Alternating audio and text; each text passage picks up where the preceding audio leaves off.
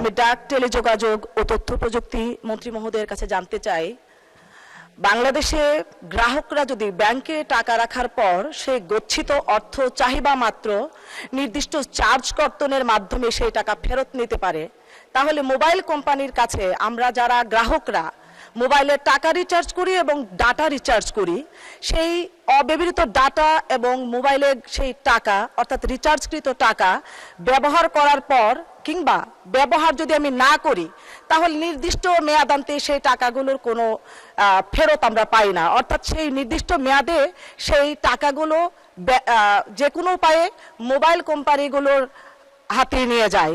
প্রতারণার এই ফাঁদ থেকে গ্রাহকদেরকে বাঁচানোর জন্য বাংলাদেশ সরকার কি পদক্ষেপ নিয়েছে এবং সেটি কবে নাগাদ বাস্তবায়ন হতে পারে?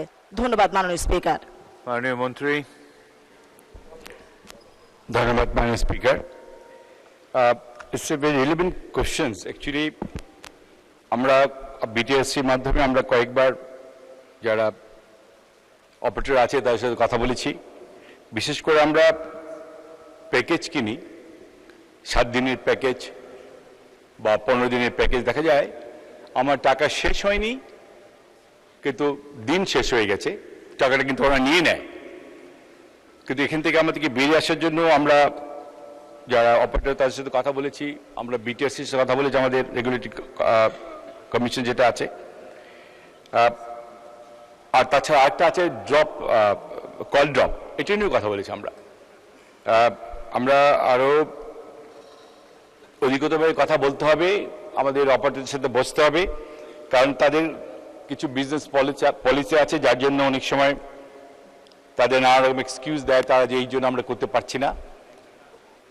আমরা চেষ্টা করছি তাদের চাপের মুখে রাখতে, কারণ আমাদের আজকে মাননীয় সংসদ সদস্য যে কথা বললেন এটা আমরাও কনসার্ন। আমরা ইনশাল্লাহ চেষ্টা চালিয়ে যাব কি করে এই